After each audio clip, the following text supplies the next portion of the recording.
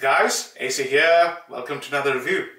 Today I'm going to talk about the Amouage library collection. Now, I've recently got myself a sample pack of the entire library collection, the first 6, and the one I'm picking up is Opus II because it's not been reviewed, and as you know, I have a target of doing 10 exclusive reviews for YouTube a year. Today I'm achieving the target for 2018. I'm really happy because it's a weight off my shoulders. I gave myself a target, I wanted to achieve it, and I've done it. And I intend to do it every year. So let's talk about Opus II. Now Opus II was released in 2010 and it's been created by Michelle Saramito. She's the lady who's created Godolphin by Parfums de Marly, which I really enjoyed. Very, very interesting take on Tuscan leather type scent. Now this one is also very interesting, and it is interesting in more than one ways, which I'm going to walk you through. So I've got a beautiful official sample, which I have sprayed on my left hand about 2 hours ago. I think one should be okay. So, excuse me. I've also got a dry down, because I think it's similar to one of the Amouages. This is a 24-hour dry down. Yeah, proper. Anyways, so let's begin. The moment you smell this, right, you're going to know that you're smelling a very creative scent. Amouages are creative. That's why I like Amouages. But the moment you smell this, you smell a very unique scent, right? And it's very masculine, right from the word go. But it's not a masculine from a scary standpoint, i.e. unwearable leather or heavy tobacco, that sort of thing. No, no, no. It's a very beautifully balanced masculine. So what is it? Big use of absinthe or wormwood. Yeah. Now, probably 1.5 years ago, I did review a fragrance that completely focuses on absinthe, and it is this Essenzio di Absinthium by L'Herbolario. Now this is an out and out beautiful absinthe. I love this. Wearing this in spring is joy, daytime beauty. Check it out if you have a moment. It's my very early reviews. This fragrance has got the effervescent woody green qualities of absinthe, yeah, which is astringent, and along with it plenty of good things. You can't imagine an Amouage without incense. So there's beautiful green incense, but it's really hidden, very clever, hidden well below.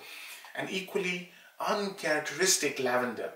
You know, lavender normally smells herbal and powdery. There's no powdery and no sort of herbal nature, but you know you're smelling lavender because you smell lavender in at least 3 out of 10 fragrances, at least for men. Beautiful. And creaminess. So that creaminess is coming from nutmeg or pink pepper or both. I think both exist in this fragrance. And there's this strange sort of woody smell that is peeking its head. So many things hit you at the same time. Yeah, the astringent, fresh, woody, green smell of wormwood, along with this green incense, so hazy smokiness, creamy nutmeg, pink pepper, and some jasmine. It's just, you know, the opening is so spectacular. If you like creative fragrances, the first few seconds will tell you that you've got a winner here.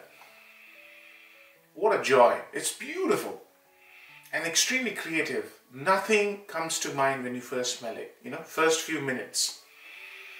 When it gets into the first 10 minutes, that's when it starts, the penny drops, and it did drop for me. What it starts to smell like is a combination of one Amouage and one Creed. And this surprised me. Now, the Amouage it smells like is Epic. Now, it makes sense, guys. Epic uses a heavy dose of cardamom and incense. This one was released in 2009. This one was released in 2010. It really borrows from Epic, but not in a way which should impede you from buying or restrict you from buying or trying. It's a very interesting take on Epic. and that lightness to Epic remains for about 2 to 3 hours, and then it fades away. So why the lightness is there's a very strong cardamom note which only peaks up after about 10 minutes. And that incense and cardamom with a couple of other herbs, obviously absinthe and a spice, cinnamon and nutmeg, create this impression that it's like a younger cousin brother of Amouage Opus. There is also a relationship with Creed's Tabarome. Now Tabarome has this green mentholated dry down, and I've recently reviewed it, so it's very fresh in my head. So this green mentholated stuff comes and sticks along with this fougere-like smell. So this is basically a genre bender. It's got oriental aspects and fougere aspects tied into one. And it takes a lot of sort of thinking to actually get to that. And that explains why there's no review of this one. It's really complex and it's really difficult to get your finger on what you're smelling. It's very unique. So that's the opening, right? The dry down is where it slides off a bit. It becomes a little tame. So I've got a 1 day dry down and I've got a 3 hour dry down here, maybe 2 hours, I don't know. So this is where it becomes very woody, right? The big selling point is this amazingly creative green astringent smell along with pepper, along with slight florals like rose and jasmine, cinnamon. There's a lot going on here. It really tames down. So there's a heavy presence of Isoe Super, which is very evident in this paper. So when I was testing it yesterday night, I didn't get it. This morning when I woke up and smelled it, there's this presence of Isoe Super. That tells me it's going to be a projection monster. So the dry down has all these bits, but it's very woody and very dry. So let me give you an analogy. So Epic Man was more about the journey of the Silk Route. Opus II is about you're on the path, on the Silk Road, but you decide to, stay somewhere. You just decide to stop. And that place is high up in the mountains, very arid, dry, cold, aloof. Yeah? And that's what comes across to me. This fragrance in its dry down becomes this woody, arid, sort of aloof. I wouldn't say it's cold, but it's not warm either. But it's very woody. And it's got this strange sort of smell which you will find in old wooden boxes. It's moldy wooden box. Yeah? There's that smell which is there in the dry down, but you have to really focus. It's not a bad smell, but that smell of moldy wood is there. It comes across. If you have to focus, but you will smell it. So that's the smell in general. Yeah. So let's talk about pros and cons. So number one pro, this is a very creative masculine. It borrows elements of fougere, it borrows oriental aspects, and obviously signature, not signature, but incense presence. It's very creative and modern and masculine, seriously masculine, without being scary. Number two, it's very unique. I know it borrows from Epic Man, but Epic is unique itself, right? And it creates a different twist on the DNA of Epic. So it's very creative, yeah? And the third positive pro would be the seriously good performance.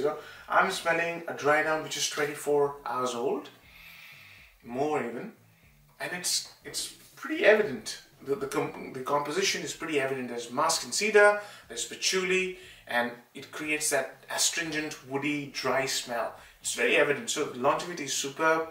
Projection, as I told you, there's heavy use of Isoe Super, so projection wouldn't be a problem. And sillage, Amouage, you don't have to worry about sillage. They use high quality materials. The fourth positive would be the versatility. This is a barbershop with oriental elements. There is nothing that stops you from wearing this fragrance. And I think with the library collection, they wanted to create a poetic sort of ode to perfumery. And they've been successful. Opus II is very, very creative, romantic.